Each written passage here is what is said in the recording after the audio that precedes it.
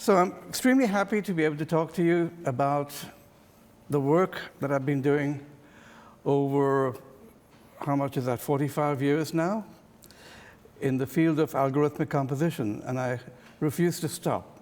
My most recent work was 2017, and I'm even planning to do something this year using a composition of last year about improving the sound generation through an algorithm. So that'll be probably finished next month or the month after, so still carrying on.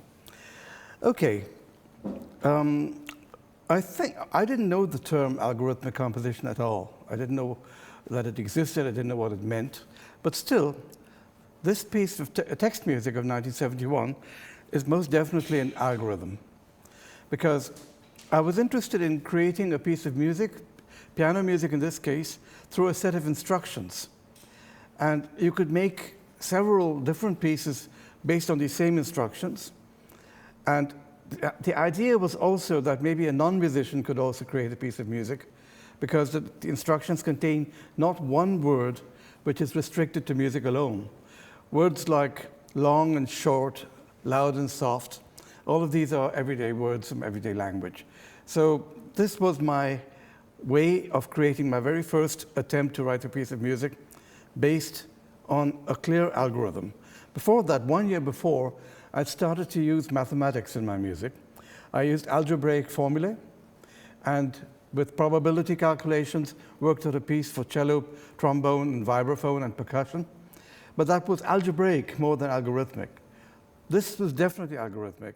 So the idea is very clear. You've probably read that 3 times already now. You take a text, and in your mind, you put the letters of the text on the keyboard, starting with one color, let's say white. You start somewhere in the middle, and then you take the letters of the text as they appear and apply them to the keys from left to right. So if a key is already marked, or if a letter is already on the keyboard in your mind, then you don't apply it again. So in most cases, in English, if you count capital and small letters as the same, then there would only be 26 keys, 26 white keys. When you do the same on the black keys, then you do the same on mixed keys. And now you're ready to start playing the text. You can play the text with single letters, or you can play a syllable at a time, or a word at a time, or a phrase at a time, or a sentence at a time. And if a phrase or a sentence or a word contain more than one syllable, you repeat that chord as many times as there are syllables. You can also play the sounds long or short. You can play them soft or loud. And you can depress the pedal or release the pedal. So these are ideas which you can see in this text. If it is desired, I can leave you a copy of this later, so you could then distribute it as a PDF. All right? So let's see an example of this. There are a total of 15 versions of text music. About 7 of them maybe were made by other people than myself, and I made the remaining 8. And this was made by Richard Toop.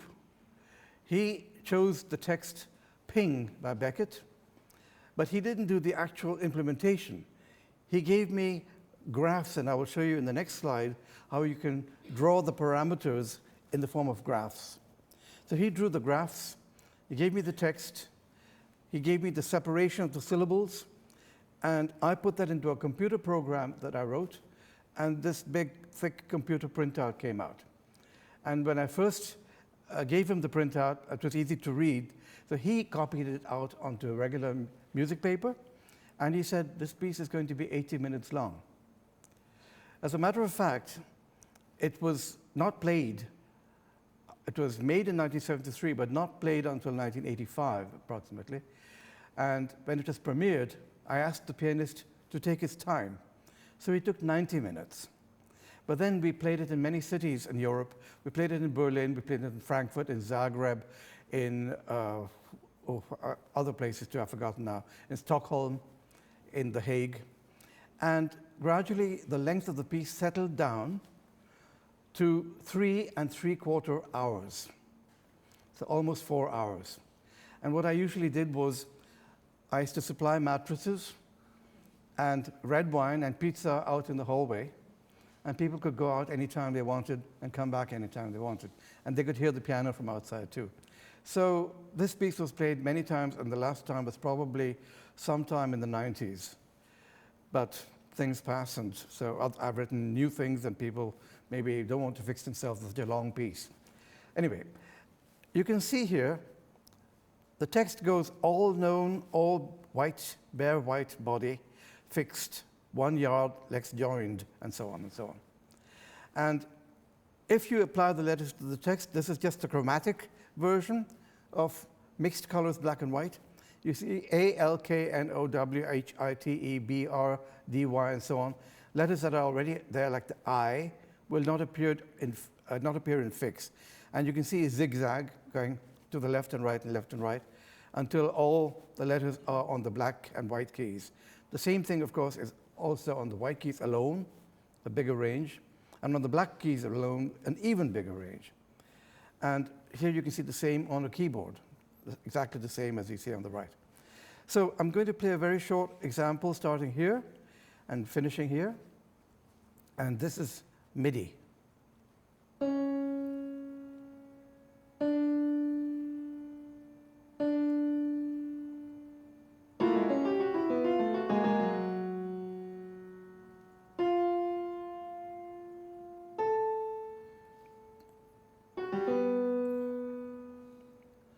So all these notes at the moment are loud, because it so happens, but some of them are long, some of them are short, and so it goes on for almost 4 hours.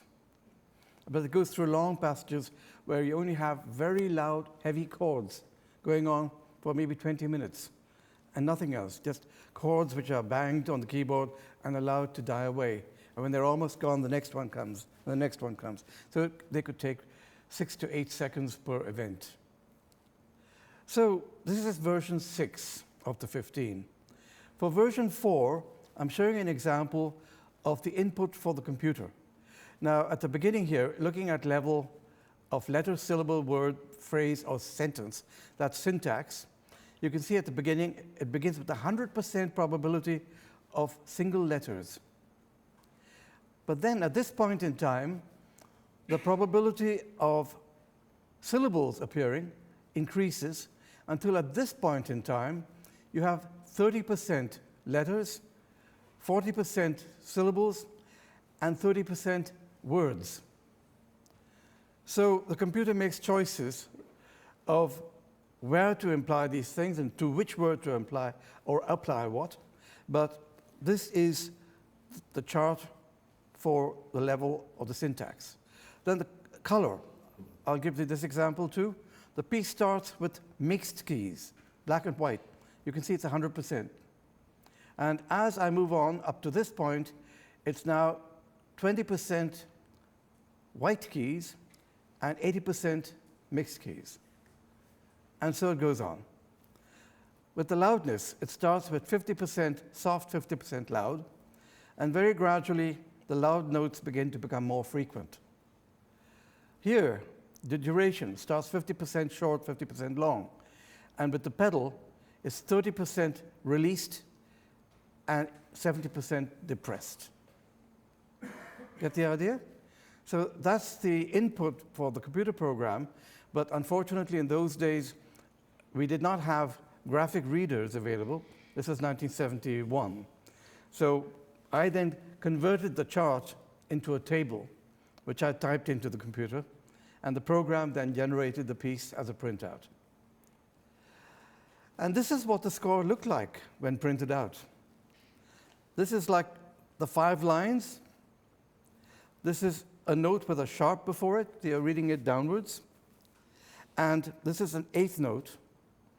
This is a 16th note. So that's what I printed out even with the very first version 1, which I myself premiered in the music school in Cologne in 1971. But I had to write it out in regular notation first. But you can see it is not too difficult to transcribe this. This is my very first notation program, you might say. And wrote everything by hand. So that's about text music. Any questions? Okay. Now I'll move on to something you are, I think, somewhat familiar with Autobusk. In 1975, I began to work on the idea of a piano piece which would move from tonal to atonal, from metric to ametric, and several other parameters. And for that purpose, I worked in 1978 all through the summer working on a theory of tonality and metricism. I'll just speak about the tonality aspect here. I thought to make tonal music, you need a lot of strong intervals. And strong intervals would be intervals like the octave, the fifth, the major third. And what makes these strong? Well, Pythagoras already said 2,500 years ago that the ratio numbers forming an interval, like the octave, is 1 to 2. Does anyone not know that? That an octave is a ratio 1 to 2. So double the frequency, 200 hertz, 400 hertz, that's 1 octave. 200 hertz, 300 hertz, that's a fifth, which means that the ratio of the fifth is always 2 to 3. And Pythagoras said, the smaller the numbers, the more, and I don't know what word he used in Greek, but people began to call that consonant it is. Since the mid-20th century, we differentiate between two types of consonants. One is harmonic consonants, which I call harmonicity, and sensory consonants, which was defined by many people, including Plomp and Lefeld from Holland in the mid-60s. That has to do with the basilar membrane. It's entirely to do with the cochlea, with the hair cells inside the ear. That's sensory consonants. And harmonic consonants, or harmonicity, is based entirely on our understanding of ratios, of numbers. So the timbre doesn't really matter when you're considering harmonicity, but timbre matters a lot when you're considering sensory dissonance or consonants. So I attended to both separately, but I first attended to harmonic consonants or to harmonicity. And I thought if the numbers are small, then the interval should be harmonic. But what about intervals in Western music that contain 8 to 9, 9 to 10, but there is no use of 7, except in the 20th century when Harry Posch began to use that, and he went on, he kind of went over the top to 13 and even more. So what role does the prime number play in all of this? I said it must be both the size of the number and the primeness of the number that makes it digestible. If it's digestible, then it'll make a harmonic interval. So I don't say size anymore, size and divisibility, both. And I call that the indigestibility of a number. And here you can see my formula for it. So if n, any number, is the product of the powers of primes, then xi of n will give you the indigestibility. And I'll show you examples in the next slide. Out of this, I made a formula for harmonicity, which is the difference of the indigestibilities, where q is larger than p. But this in the numerator is only a sign. It's +1 or -1. What is in the denominator is the sum of the indigestibilities. Why do I have +1 or -1? Let's put it like this. If I have an interval, perfect fifth, 2 against 3, the 2 is simpler than the 3. It's more digestible. Therefore, the lower note, represented by 2, will be the root. In German, we say Grundton for both root and tonic. In English, you make a difference between tonic, which is the keynote of a key, and the root of an interval. And Hindemith complained that nobody had written about the roots of intervals. Already he complained about that as late as he wrote in the 20s. So I decided that the sign of the interval, if we take now 3 against 4, the 4 is simpler than the 3, and the 4 is higher than the 3, which means that the upper note will be the root. So if you take the note C to G, the C is the root. If you take the note C to F, the F is the root, which makes that interval negative. It's top-heavy. And if the root is at the bottom, it makes it positive. So here is the formula as figures. Here is the indigestibility of the numbers 0 to 16. you can say that 2 is very digestible, 3 less so, 4 more so, 5 is more indigestible, 7 is very indigestible, 11, 13, very indigestible indeed. So the prime numbers are always the most indigestible in their neighborhood. But a product like 16, which is simply 2 by 2 by 2 by 2, is very digestible. It has the number 4. I did an experiment, by the way, of asking people about cutting a cake into equal segments. And I said, suppose you cut a cake or a pizza into 2 segments, or 3, or 4, or 5 equal. What is the easiest? They all said 2. And I said, next, 4. I said, why? Oh, because you cut it into 2. I said, no, forget the 2. Now I'm not considering 2 at all. I'm considering 3 to 9, let's say. But they said 4 still. And then the next in line, they weren't quite decided. Some said 3, some said 6. One person said 8. And 5 and 9 were very close in their evaluations. And 7 was the last of all. So this is reflected in this table. You will find the same thing. And so applied to the harmonicity formula, you get these values for harmonicity. So I'll give you some examples. The octave is +1 harmonic, 100% harmonic. The perfect fifth is 27% harmonic, 2 to 3. But the perfect fourth, which I said is top-heavy, it's minus 21%, because the upper note is the root. Okay? Any questions about that? Now I'll move on to metricity. And this formula, if you thought these formulas look complicated, the metricity formula is even more so. So I won't spend any time explaining it, but you could puzzle it out yourself.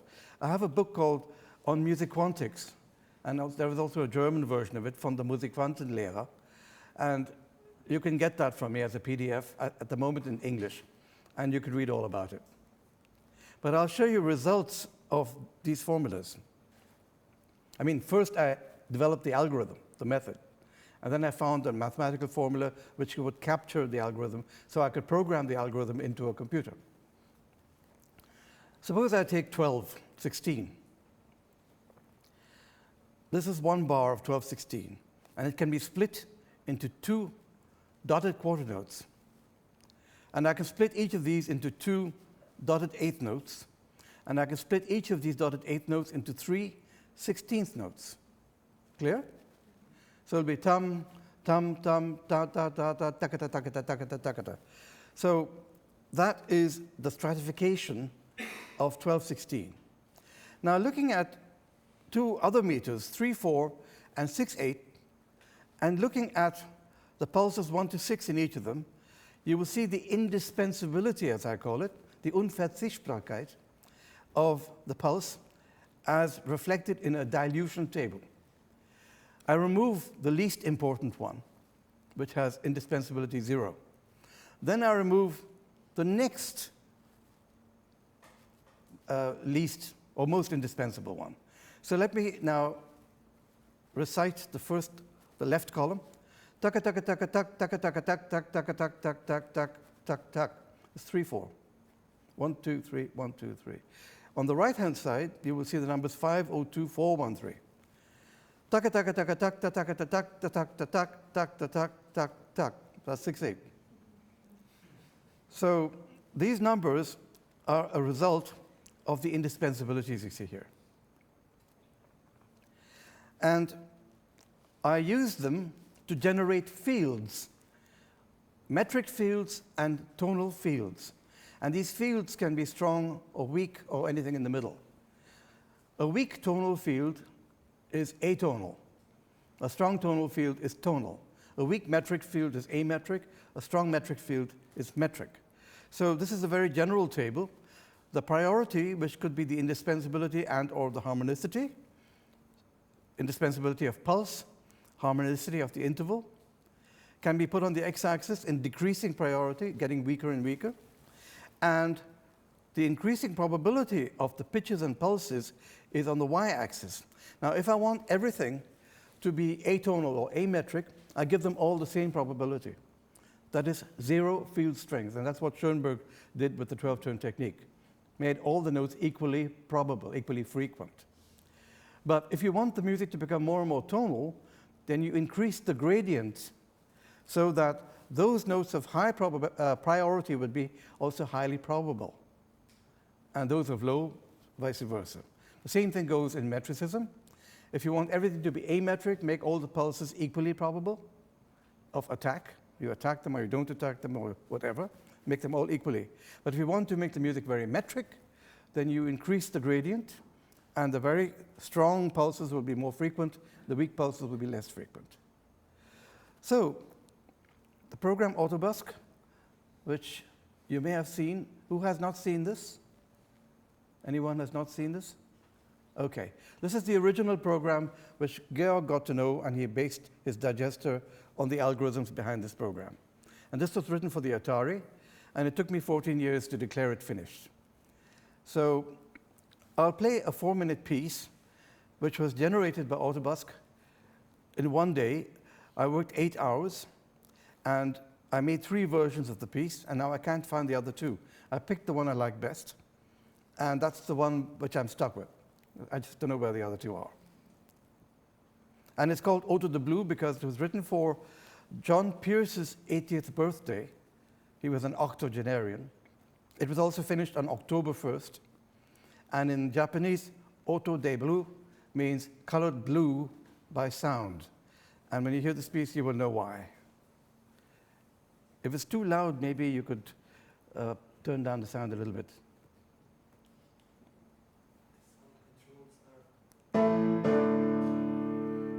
I think that's okay. It gets soft.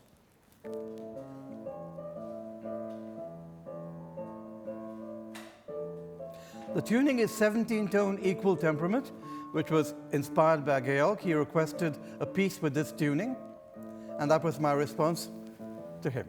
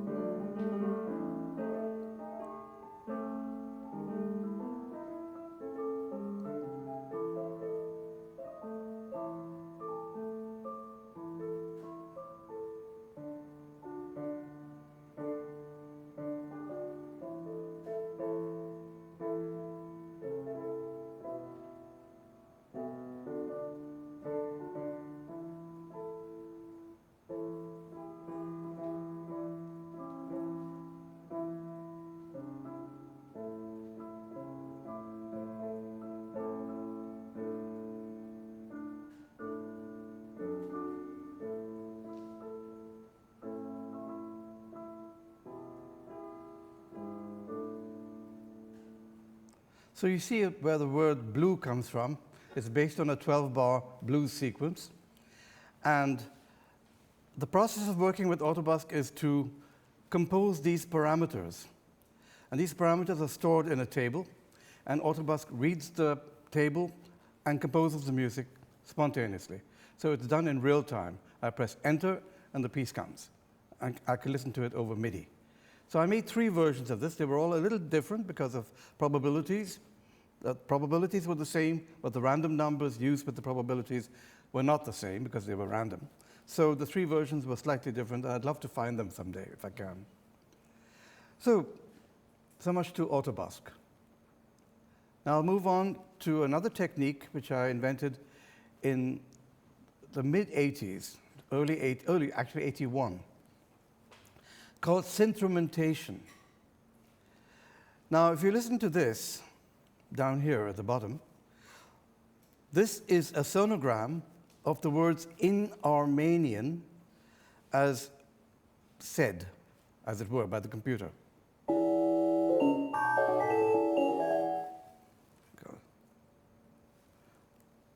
Oops, I got rid of it. How do I get back? There. I tried to make it softer, but somehow that didn't work. And this is part of a score. I'll play it again.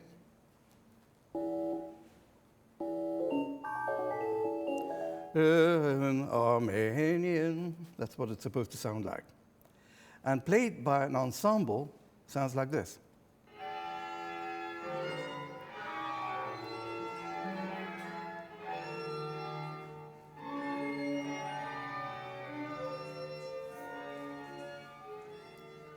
So the words there are in Armenian, ein Jahr lang erinnern. So, in Armenien nun ein Jahr lang erinnern. So that's making an orchestra speak by making them play a synthesis of the analysis.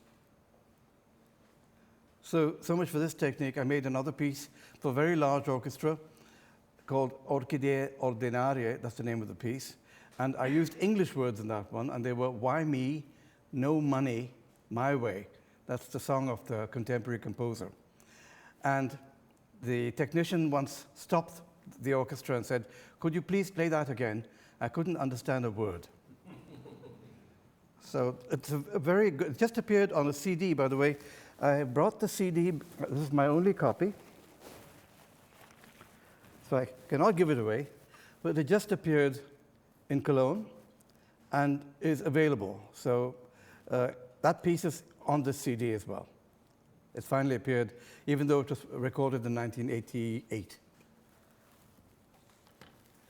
So moving on to a piece called O'er a Cherished Bard. The pianist Deborah Richards turned, I'm not supposed to say how old, but it was a round birthday in 1998. And she requested me for a piece for her birthday, and I think she regretted that later because it turned out to be very, very difficult to play. And I think she only played it twice, and I've played it on player pianos since. But I thought, how can I make a piece for her birthday? Now, many composers have taken names of people, like Schumann's Arbeit variations. And A, B, E, G, G are all musical notes, fine. But Deborah Richards, D, E, B, yes. A, H, yes, in German. But O, R, no. But then I had a brilliant idea, I think you'll agree. I decided to make 2 scores, a D, E, B score and an A, H score, and to use the one or the other. Deb or A. And for this, I made pitch chains.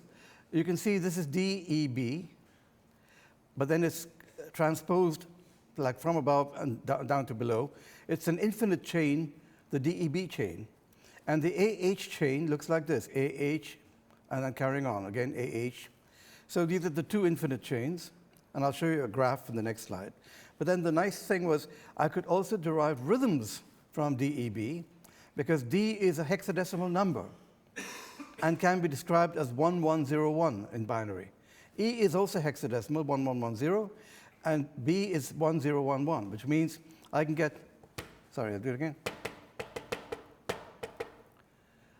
But in H, I had a problem because H is not a hexadecimal number, even though you very often write it after a hexadecimal number, like you might write C3H to show that it's hexadecimal. But H is not a number.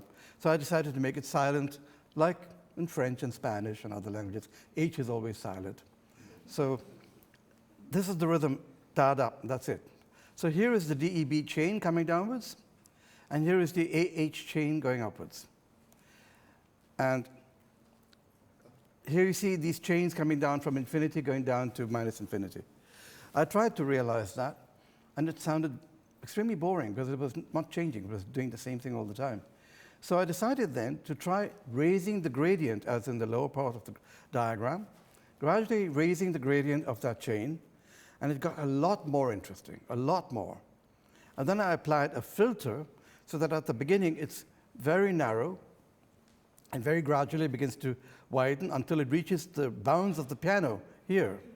But since MIDI can go beyond the piano, it goes even further if realized by the MIDI synthesizer. And it's 120 bars long. And I wrote a frontispiece, a preface, which I think I'll recite from memory. Full 50 years, the most whereof well spent in service of the muse, wherefore I pray that Lady Fortune add 70. Yet I, a clown cerebral, so some say, unfit in words, resort to music's way to help submit my prayer in this regard. Meseems a minstrel or a cherished bard would better wield in verse his worthy pen. So that's a kind of Shakespearean overlong limerick. And a clown cerebral, that's an anagram of Klarenz Barlow. And or a cherished bard is an anagram of Deborah Richards. So I would wish that she would reach the age of 120. That's what I'm saying in this poem. And every bar would correspond to 1 year of her life. But it turns out that the opening bars sound very childlike. And the middle bars sound quite mature. And the final bars sound transcendental. And I'll play you examples of all of these, but look at the score. You can imagine why the poor lady was not terribly happy. So here's the beginning, and the middle, and the end.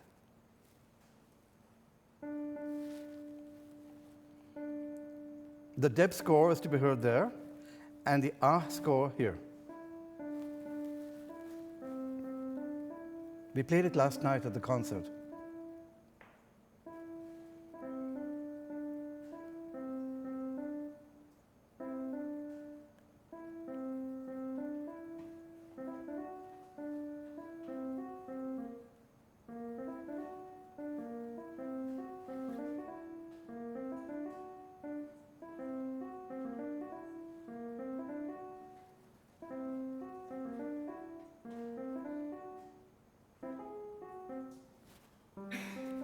The first of the Ah.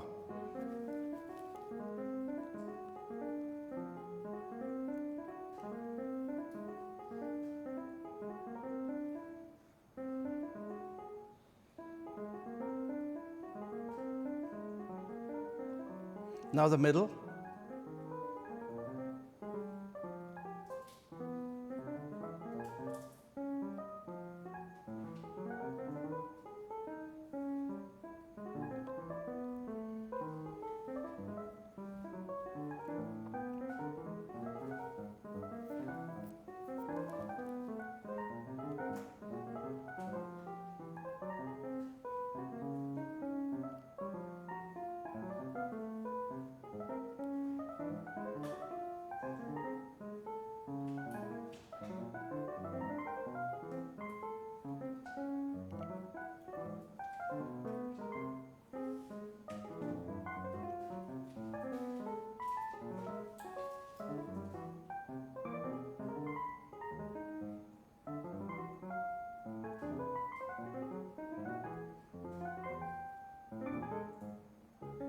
And now the end.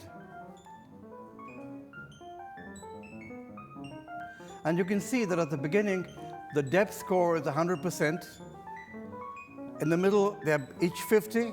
And at the end, the R score is 100%. It's always deb or R.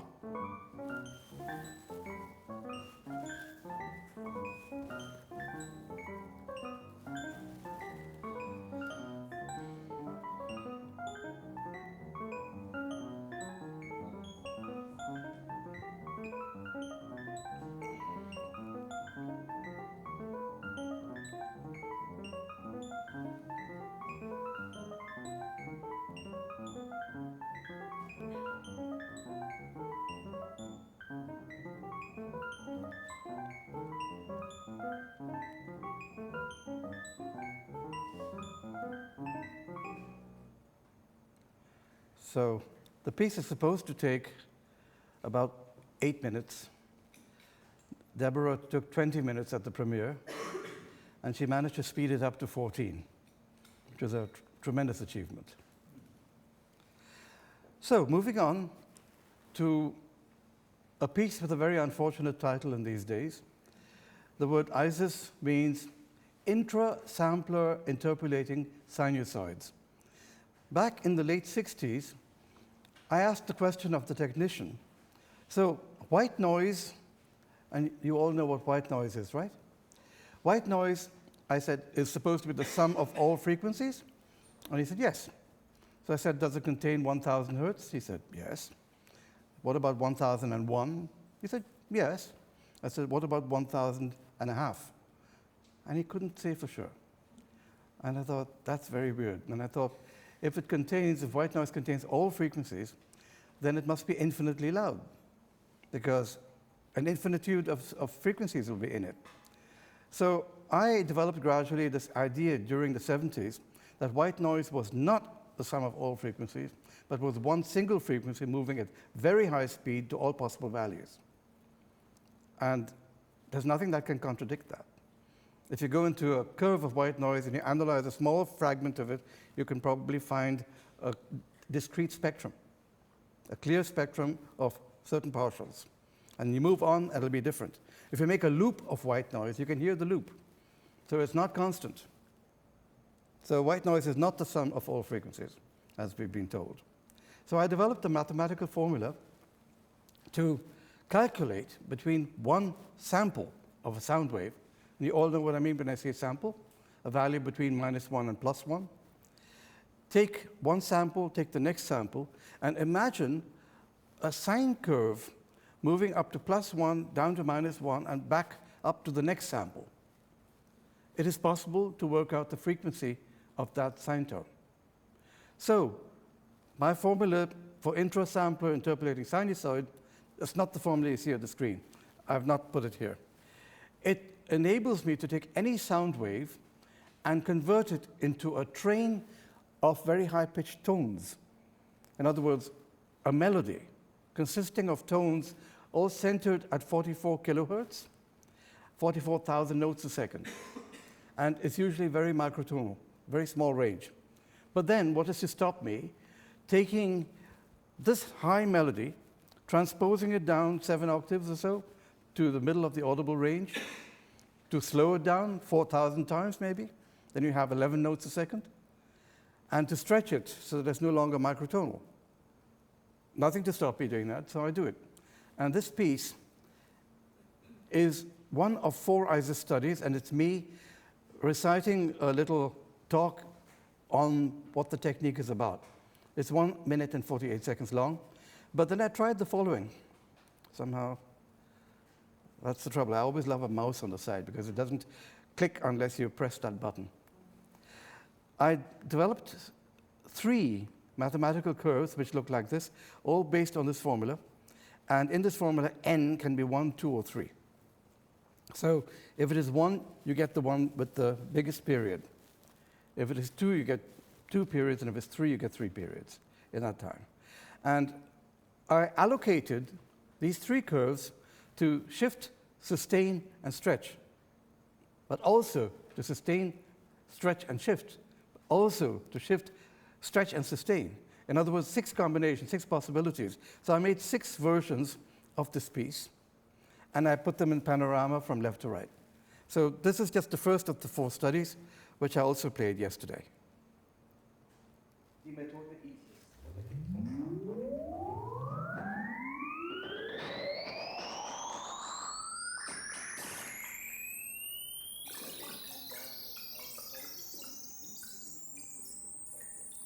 Now what I do is I fade out my own voice, but my voice is being converted into Isis. And these are all the, listen to this. Sounds like speech. At a certain speed, it begins to sound just like the original. And I move it on, but then at the end, I reconstruct my voice entirely parametrically. I take out my analog voice forever, never bring it back. But I reconstruct it through the mathematical formulas.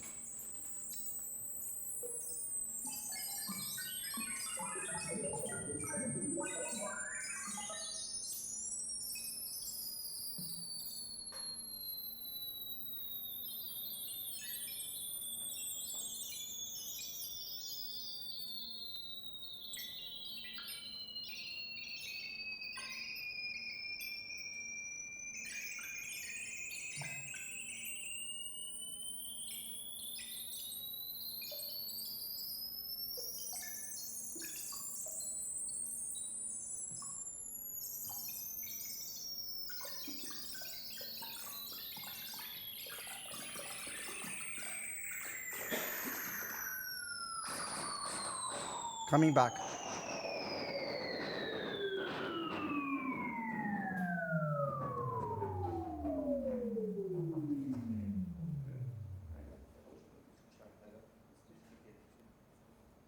So by restoring the parameters to the original values, you get back the original sound wave. So it's a way of moving between a sound wave and a melody, or between timbre and pitch and other such cross-domain things. Moving on to a piece called Approximating Pie. My colleague and friend Curtis Rhodes once asked me at dinner if I knew this formula. Pi equals 4 multiplied by 1 minus 1/3 plus a 5th minus a 7th plus a 9th, all these odd numbers in the denominator. And I said, yes, I remember from school. And at once I had the idea for a piece. So the piece is 10 partials of a spectrum, but each of these partials is not a sine tone, but a square wave, because it's easier to program and also more interesting timbrally. So imagine, suppose we find pi itself, 3.14159 as it says there, which means the amplitudes of these 10 partials would be 2 to the power of 3, the next one 2 to the power of 1, 2 to the power of 4, 2 to the power of 1, 2 to the power of 5. So the digits of pi would be the power of 2 representing the amplitude. But as pi is approximating its own value or being reached, you have other numbers there as well. The first approximation is leaving out all these coefficients, which means you get 4.00000. And the next approximation would be 2/3 of 4, which is 8/3, which is 2.666. So the second approximation of pi is 2.666. So the amplitudes would be 2 to the power of 2, 2 to the power of 6, 2 to the power of 6, 2 to the power of 6, and so on. Until finally, because I take 8 3/4 approximations per second, after 14.5 years, you would finally reach total stability, and you will have reached pi. But I've played various lengths of it. I've played a 5-minute, 7-minute version, a 76-minute version for a CD, and I'd let it run for hours in a studio as an installation. And I've also made a video to go along with it where you see all the digits flying around. It's very nice, but I can't find it at the moment, so I didn't even bring it along yesterday. Here is the beginning, very turbulent, with all the numbers flying like mad. And then at the end, 30 seconds, where you can hear it's a little more stable after 15 minutes.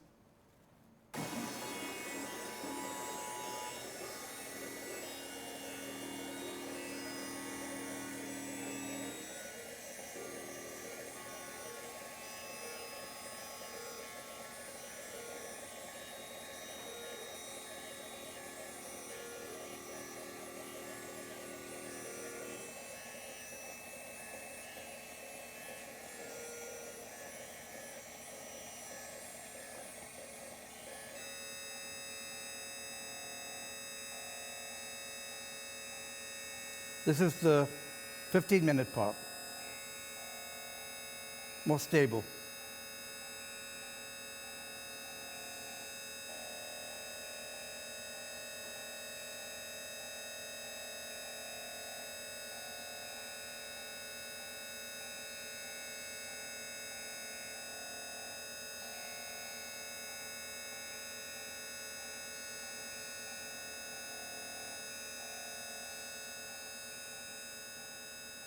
And believe me, after 3 hours, it was even more stable than that. And imagine then coming back after 14 years and hearing that it is totally stable. It would take that long for it to reach that. Moving on to the second piece that Georg asked me to write, Pinball Play. Georg was the instigator of the construction of the Boland-Pierce clarinets, which are tuned so that you can play the Boland-Pierce scale very easily. The Boland-Pierce scale is dividing the perfect 12th, which is an octave and a fifth, into 13 equal parts. It's also a scale derivable from the prime numbers 3, 5, and 7. And for my piece, I did the following. Has anyone not heard of multidimensional scaling? Multidimensional scaling, okay. It's easily explained. Suppose suppose the Earth were flat, or, I mean, let's not go that far. We'll just simply take a small segment of the Earth, which is then relatively flat. And suppose we know all the cities on it only by their mutual distances. So we know how far this city is from that one, and how far this is from that one. That's all we know. We don't know where they are. There is an algorithm called multidimensional scaling, in which you put the distances as a matrix into the program, and out comes a physical map of where the cities are. And it'll be correct. The only thing is, you don't know whether it has been rotated by a certain angle or whether it has been flipped. So, in any case, it's used a lot in statistics. And I worked out a way to make a multidimensional scaling map of my harmonicities, because harmonicities are harmonic distances. Like the octave is a very close interval harmonically. The tritone is a very far apart interval harmonically. So taking the harmonicities as harmonic distances, this is a map of the Boland-Pierce scale. And in this piece, I placed the 4 clarinetists symbolically at the 4 sides of a table on which this map is lying. And then each clarinet throws a ball in, like in a pinball machine, and if it hits a note, that note will sound, and then it'll bounce off that note to another note maybe, or maybe off the board completely. So I collected 4,000 melodies in which sometimes there were very few attacks and the melody was lost. Sometimes there were very many attacks, and I can show you that here. And I sorted them out in order of length. So here's a very short melody where the ball hit 1, 2, 3, 4, 5 notes and was off the board. Or another principle is, if it begins to rotate in the same path, follow the same path many times, I don't allow that. If it's beginning to go back to a place and retrace its steps, stop. Or if it leaves the board. So these 4 clarinets generate 1,000 melodies each, and I sorted them in length. So here you see the beginning of the piece, and here you see the end of the piece where the melodies are quite long. They actually touch each other.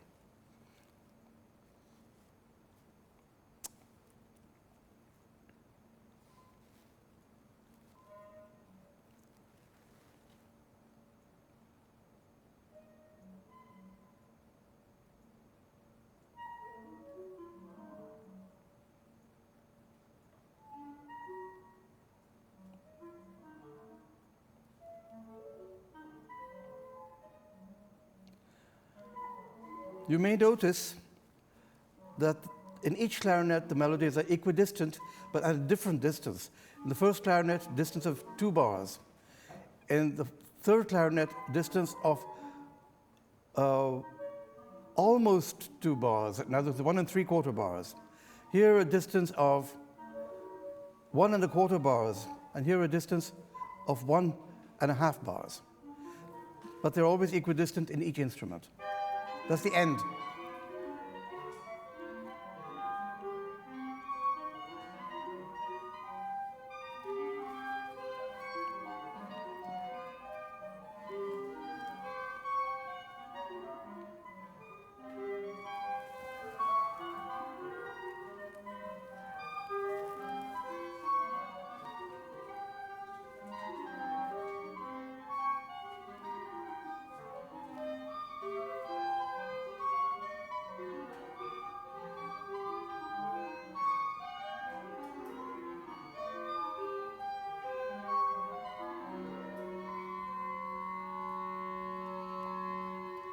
This piece and the next one that I'm going to show you are both on the CD as well.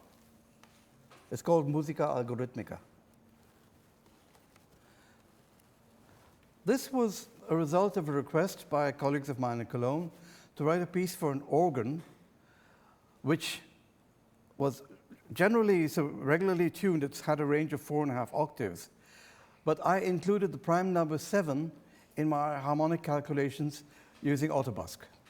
So Autobusk composed some of the music, but some of the other music was composed by a program I wrote specially called chorale synthesis, or chorale synthesizer. So this program can generate a chorale of any length you like. Now, my idea was, if a very tonal harmonic chord is on the strong pulse and a very harmonically weak chord were on the weak pulses, that would correspond to what we regularly do in music. A strong chord on a strong pulse, unless you want syncopation. And that's rule number 1. Rule number 2 is every chord in the chorale will share one note with the next chord. So you'll always see a triangle being a triad, followed by another triad, but one apex of the triad is always there. So if it's a small triangle, it'll be a harmonic because the distances are small. And if it's a large triangle, it'll be less harmonic on a weak pulse. So here we go. This is chorale number 1, which lasts 48 seconds.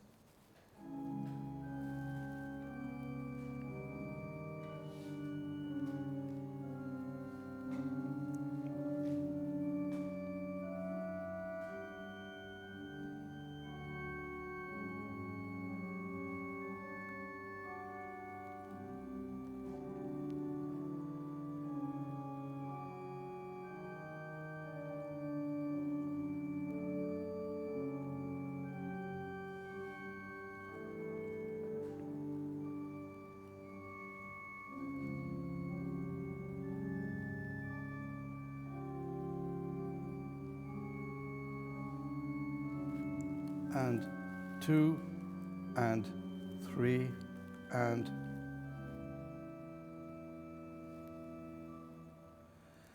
so there are 4 such chorales in this piece, and Autobusk is also playing parallel to this, sometimes synchronous with the chorale, sometimes set off at a certain time distance, but using the harmonies of the chorales. So the 4 chorales which are generated, I made 6 and picked 4, and of these 4, each one of them is echoed by Autobusk, playing in the same harmonies. So the piece lasts 5 minutes, and it's also on that CD. Now, the next image is missing for some reason, although I saw it before. So, image cannot be displayed. Computer may not have enough memory. That's ridiculous, because it's just an image.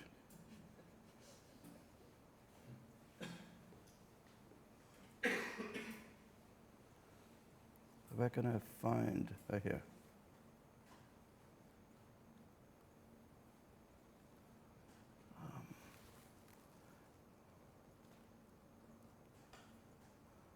me see.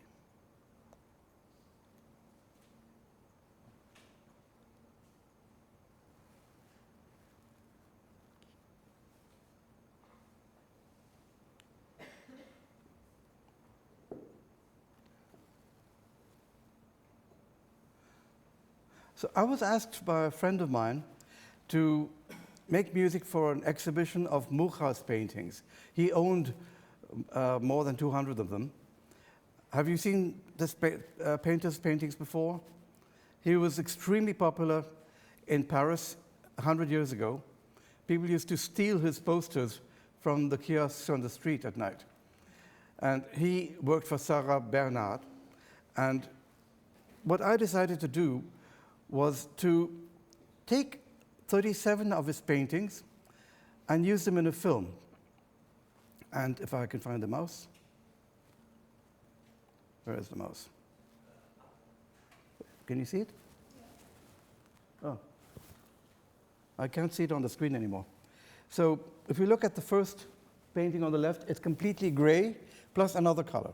And the other color is the most prevalent color in the painting. Little by little, in the middle of the painting, I open up a little rectangle in which the color width widens, until at the end you have the full picture and the full color range. But in the third frame, you can see a kind of box, and if this mouse were only to reappear, I will then try again.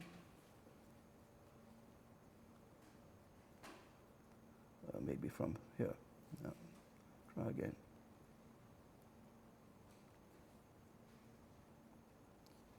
I just can't see it. It's not there. So in the third frame, you can see how there is a box. Can you see it? Approaching the top, there is an edge. So this must be possible. Anyone have an idea? Maybe I should start the whole thing again. I'll just go back, save. Sorry for losing time, but have to start sound examples, and wouldn't be able to do that without, where is it? Okay. Oh, it made a new version.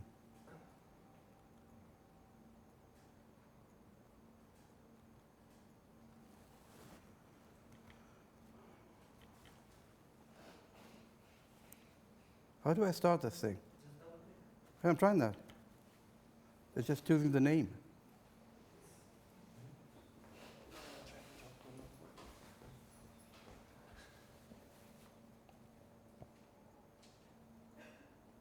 Huh? It's completely weird. I don't know why is my computer acting up.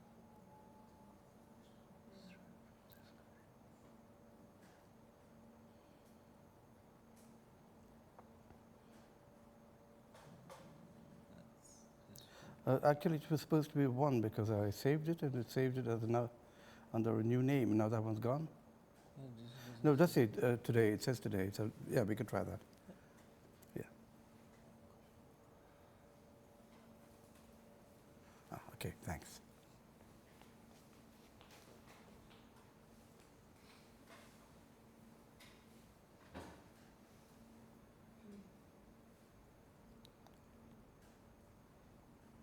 I was round about here. I can only assume it has problems because it's reading it from the USB. Ah. Play from current. So I said play from current slide, and of course, it didn't do that. Here we go. So if the mouse is at all visible, again, it is not visible to me. I don't know what to do. Has anyone got a mouse? Maybe. This is getting a bit ridiculous. I'm very sorry. On my computer, this PowerPoint show was always freezing. Let me see if I can point out to it like this.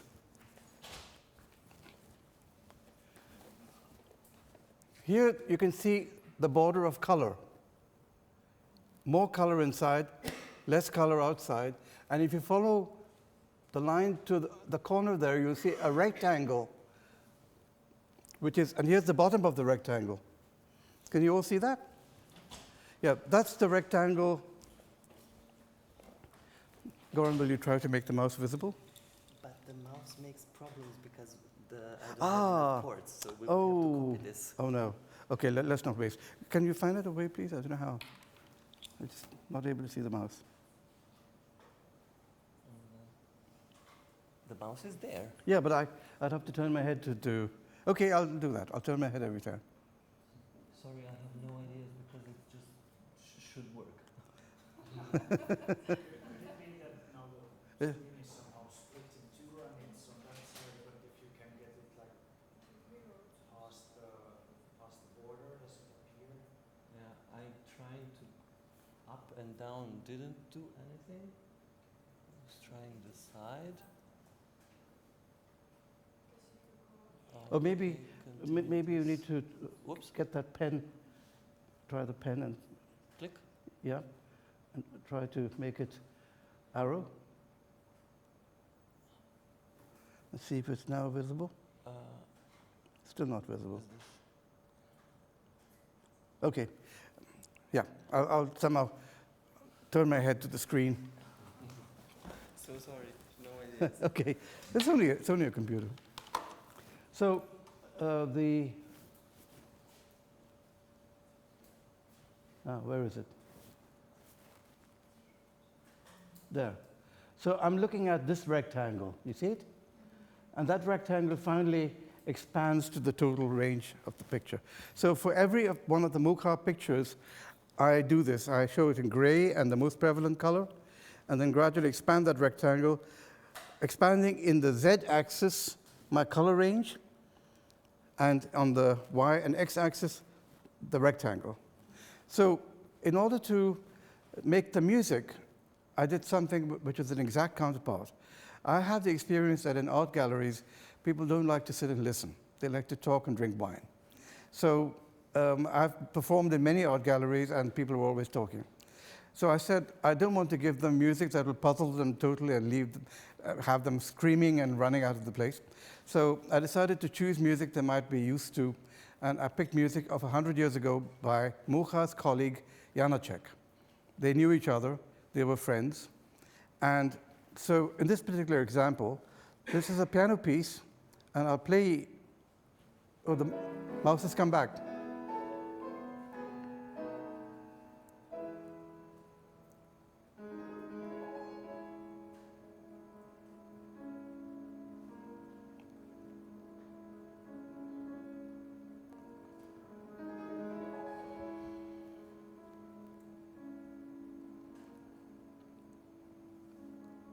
So what I've done is I've taken 37 Janacek pieces, and in the very first piece, I filter everything out except a small range in the middle.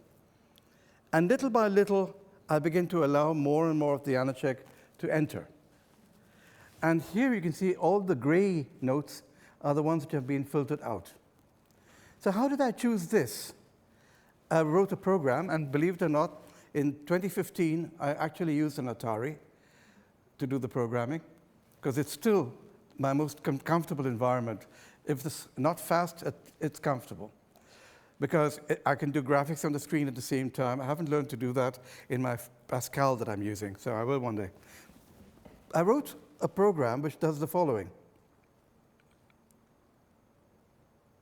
It maps the whole Janacek piece on the screen and finds out at which part of the score, by means of a little box which will move through now, a certain length is necessary.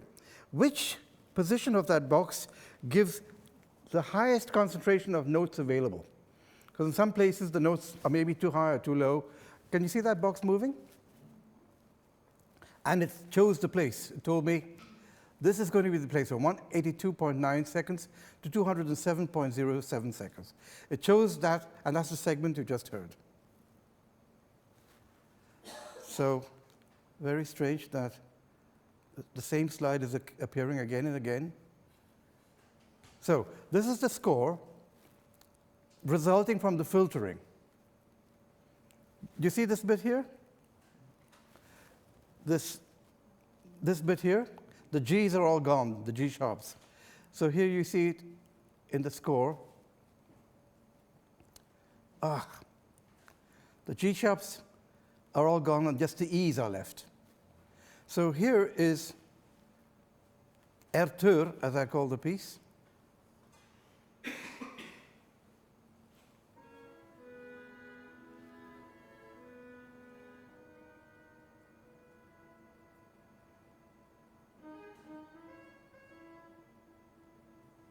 That's at E. And you see the color?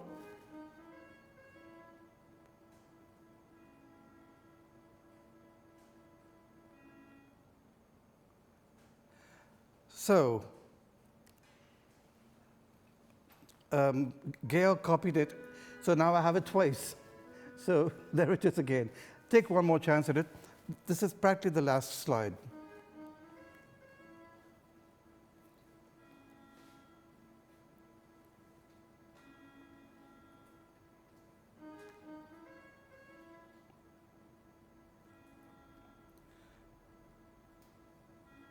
So there are 37 such sections, and they follow each other to a total duration of 16 minutes altogether.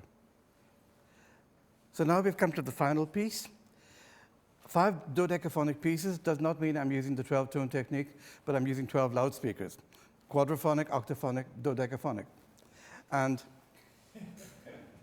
here I'm fading 12 tracks in and out so that always one alone or 2 tracks together, not more, will be at their maximum. So that's what you see in this graph. Then, material by my friend Stefan Kaske, who died at the age of 22 in a car accident. He had all this material which he didn't use for a piece. So his friend and mine, Curtis Rhodes, and I finished that piece. Curtis finished his piece, and I made a piece out of the material that Curtis Rhodes did not want to use. So I took 6 stereo segments. I stretched them in different ways to make them all 8 minutes and 40 seconds long, but the original length was about 1 minute, approximately. So you can see that in one case, tracks number 11 and 12 have been stretched 38 times using my ISIS technique. So I use ISIS to stretch, but then the stretching reduces until finally at the very end, you hear Stefan's material because there is no stretching anymore. So different tracks are stretched in different ways. And here is the beginning of the piece, and this is my funny way of writing Stefan.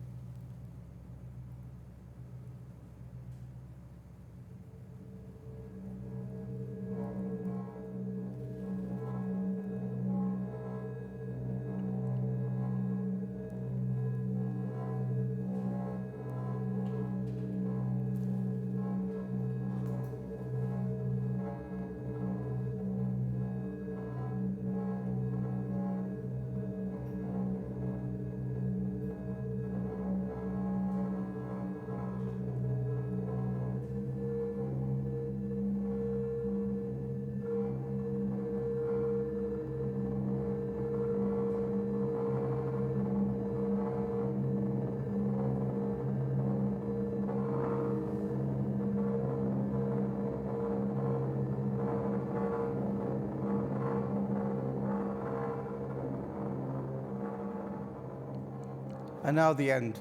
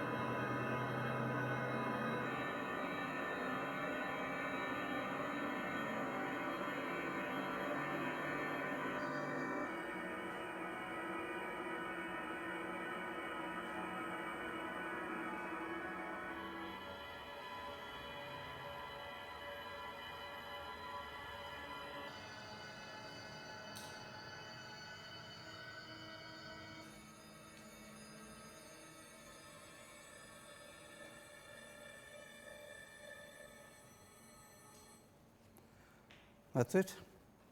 Thank you.